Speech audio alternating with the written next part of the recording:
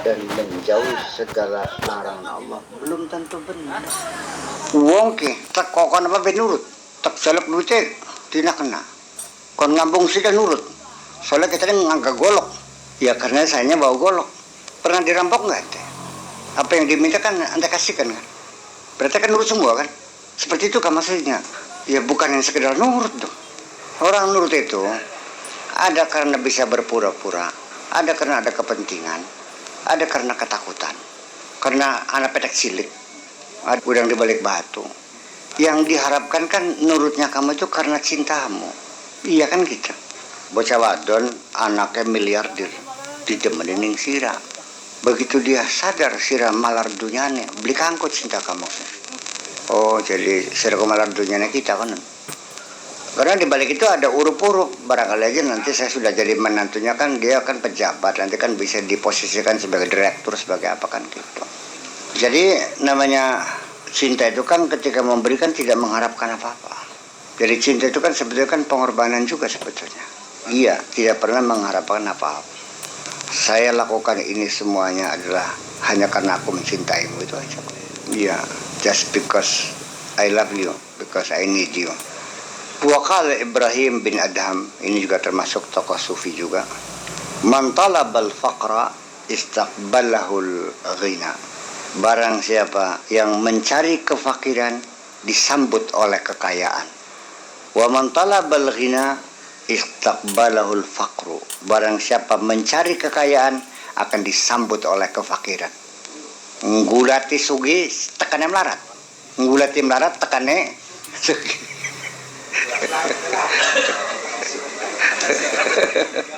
Wal ghaniyu billah. Karena pada akhirnya orang yang kaya itu adalah orang yang kaya billah. Ya, kalau saya tambahkan lagi al-ghaniyu billah wa fillahi walillah. Ketika Anda yakin bahwa Allah itu maha kaya, Anda sudah jadi orang kaya kok. Ketika Anda menuduh orang Allah itu fakir, Anda adalah orang yang paling fakir ini. Sehingga dalam kehidupanmu selalu dalam kegelisahan, takut menatap hari esok. Itu kan kemiskinan, kefakiran. Padahal mobilnya duit lu, truknya papat. Iya, kita melihat keseharian banyak orang kaya yang menghadapi hari esok lebih ketakutan daripada orang fakir kok. Orang kaya menatap hari esok cemas, sementara tukang beca dengan riang dan gembira kok, kembuyung atak-atak sih. Bukan bisa melarat, dia sudah menerima keputusan Allah. Ya wis bokat kudunya mengkenan. Jadi ujungnya ketika kita sudah menerima apapun keputusan Allah, selesai. Sejak itu tidak akan ada kesedihan, tidak akan ada kekecewaan. Ya wis. Testing dia CPNS, ternyata pengumuman beliau lulus, ya wis saja nangis. Wis bokat nasib begitu kudunya jadi pengusaha. Jadi kan karena kesalahpahaman orang itu sendiri, dia sudah diplot untuk menjadi pengusaha yang kaya raya. Milih ya jadi pegawai negeri sing melarat. Ya bakal pegawai negeri kan melarat. Nyong gaji sebulan kan mau 10 dinar tok. Mana kan utang ninggal warung, pateng gerinya yang utang. Bakal seorang kutangan kabeh, bakal balik ke muter jalannya kan.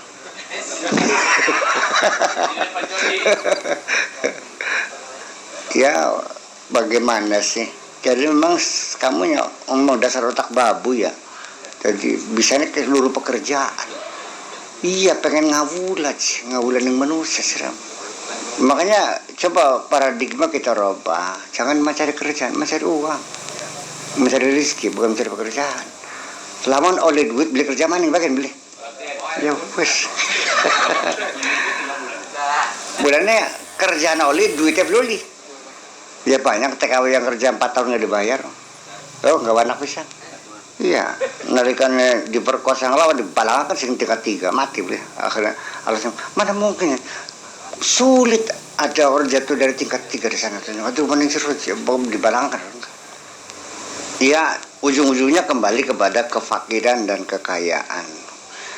Jangan mencari harta target tujuan hidup kita ini bukan mencari harta.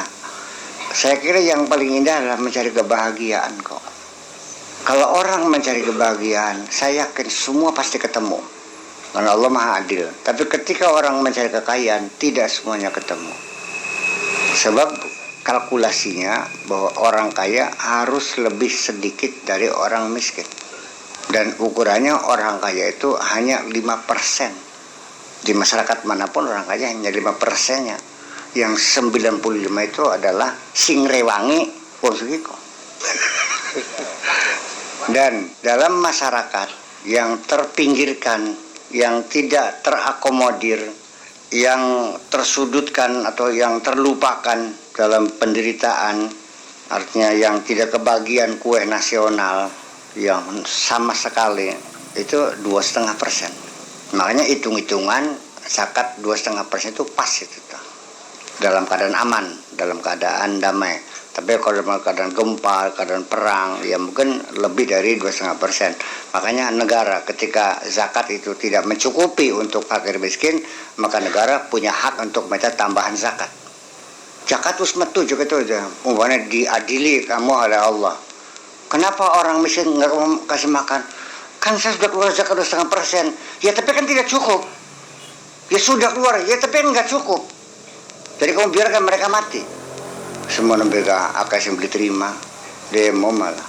Jalur ke Jakarta profesi itu sampai sekarang beli terima. Pengen orang dewek, bagaimana orang jalan pengen alas dewek kan mana? Mati mendem dewek. Dah kader gak bakal saya mati ku sing ngubur sing ngeduk ulut ku wong maret ngerti bisa deh ku. Wong sama segelemah. Apa dasarnya kamu kok tidak sayang juga sama orang miskin? Padahal yang menolong kamu orang miskin, yang memandikan kamu orang miskin, yang ngeduk kuburan kamu orang miskin, yang mendoakan kamu juga orang miskin.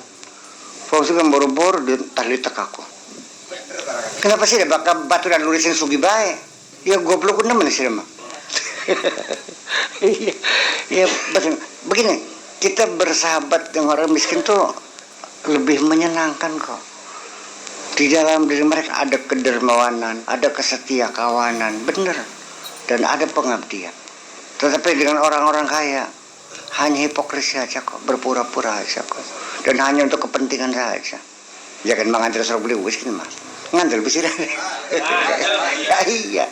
Oh, itu ngisi orang suki makan enggak?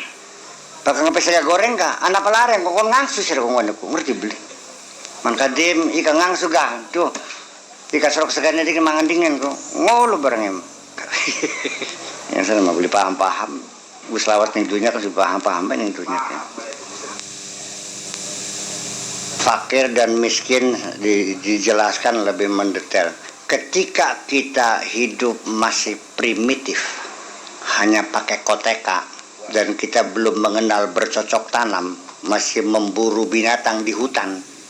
Kalau dapat binatang yang makan, kalau enggak yang enggak makan. Turunnya masih gantung ning wiwitan. Zaman semono kok, bisa ana sing sugih, ana sing larat pun kok. Waktu zaman kita cilik, ning Kliwut ki, jam 8 ki, wis peteng jimat kayak kuburan ki. Paling lantara pakai klip-klip. Ngarep memang kajison. Iya, memang gede, memang kaji kapilam. Memang kati malang kalentera kan kalau peteng jimat. Tuku ulang-ulang enggak langka. Pada masa yang sederhana sekali itu, ya ada yang kaya, ada yang miskin. Apa yang mereka miliki yang kaya tuh? TV beli duwe, kulkas beli duwe, mobil beli duwe, sendal jepit kah? Si abang si Jijo. Sugih wong zaman semono. Nah kalau sekarang tidak punya mobil, tidak punya motor, tidak punya sepeda, tidak punya TV, wong sugih wong larat.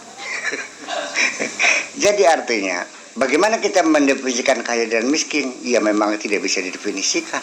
Karena itu satu yang sangat relatif. Ingat bahwa kata adjektif itu tidak bisa didefinisikan. Pinter itu apa, bodoh apa yang gak bisa.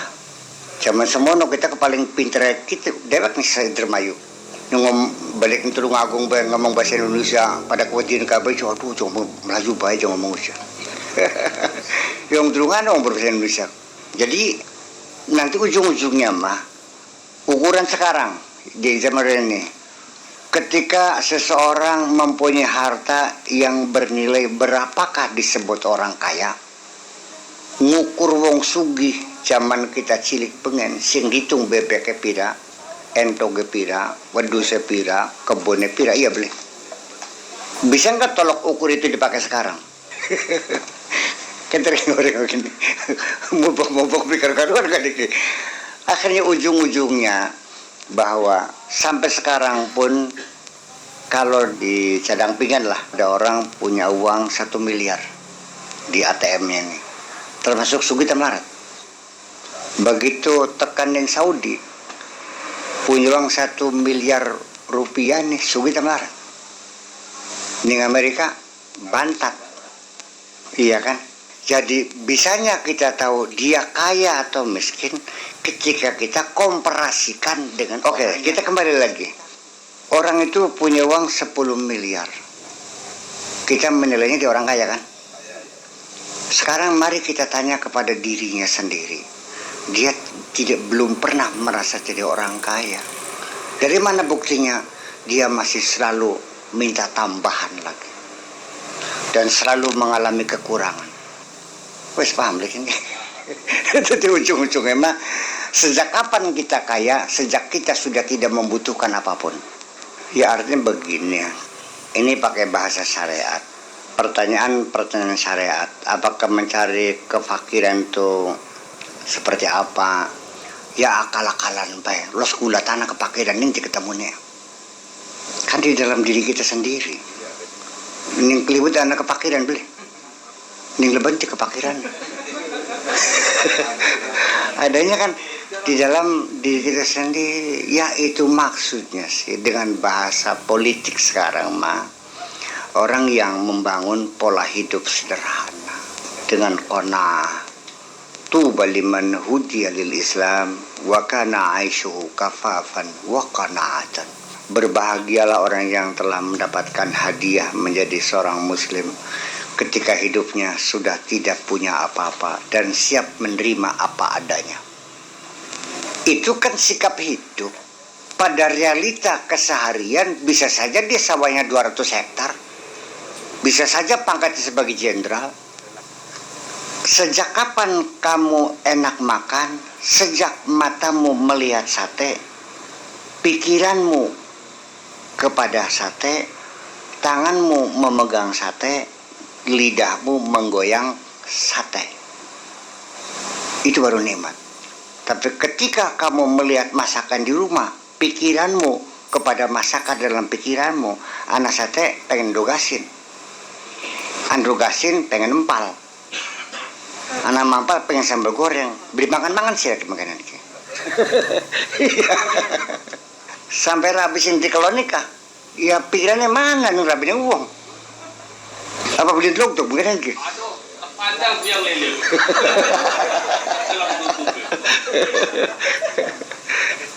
Jadi ujung-ujungnya mah ya begini saudara sekalian ya. Selesai ketika kita sudah mempunyai sifat ridha wa taslim. Sudah siap, suka, senang, terima dengan segala keputusan Allah. Selesai persoalan sebetulnya. Cuma untuk mengajak ke sana tuh angin. Berot bayat ini dong. Berontak mereka. Emang ya wes. Pakai emang ya wes selesai. Kalau kita selalu pasrah dengan keputusan Allah, dapat duit banyak senang, dapat sedikit senang, enggak dapat senang, sampai hilang pun senang. Senang apa gini? Tapi bakal beli terima nih pesannya Gusti Allah. Oleh duit akeh nyengir, asidik merengut, beli duit nangis, duitnya hilang klenger. Siapa yang menjamin kamu dapat uang selalu banyak? Akhir-akhir akeh klenger sih lagi. Jadi mang nyengir lagi. Seumur hidup kamu dalam setahun nih berapa kali dapat rezeki dan berapa kali nggak dapat rezeki? Akeh beli. Selama 365 hari, berapa hari kamu pernah dapat uang? Kan gak tiap hari. Akan di oli kor beli, akeh beli sih. Berarti kan sedang menasun, kan mah. Dulu sih pengen senang beli. Ya wis, senangkanlah hatimu, jangan diajak sedih terus. Ya ujung-ujungnya seperti itu. Ini kita bukan bicara tentang metafisika ya, tapi realita. Bukan di belakang alamnya atau bukan, kita realita. Kita sering melihat orang kaya menangis kok. Dan kita sering melihat orang miskin tertawa terbahak-bahak. Apa sih bedanya? Kalau orang tertawa kan senang ya. Kalau yang nangis, duitnya kan di. Akhirnya nangis, beribet. Dibolak-balik. Kelengker apa pikir barang makin ke. Wes paham terus kan ke. Encak tertakon nih, saya pengen sugit pengen larat.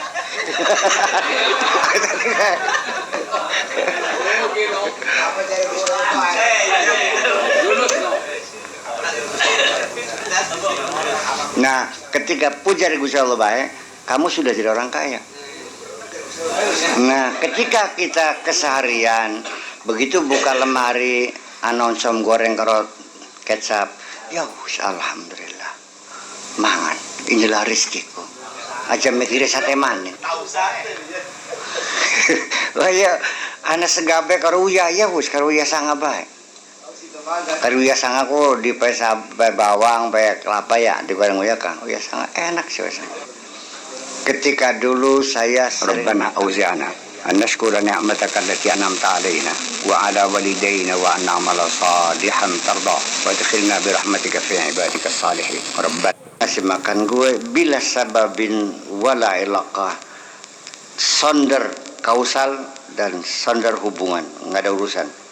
Kadar langit bumi ning tangan Gusti Allah kabeh. Apa sih beratnya ngasih makan saya? Kendang teman sira wenang. Iya, buka apa wawan mau koranku. Yakin. Saya juga pernah mencoba ke Subang 6 bulan pergi ke hutan hanya bawa pancing. Saya coba. Iya tak beli. Iya cik. Tertarik pancing pakai siram mancing oli ya mangan. Bakal beli ya us. Buktinya mangan sih. Jadi tapi orang buya pancing oleh katok. Seimbang. Fakultu sadaqt ya. Ya betul. Ya betul. Summa ra'aitu ba'da dzalika, kemudian saya lihat setelah itu lalu saya lihat di Makkah. Bahwa yatuf wa yaqul sambil tawaf sambil mengatakan ya ain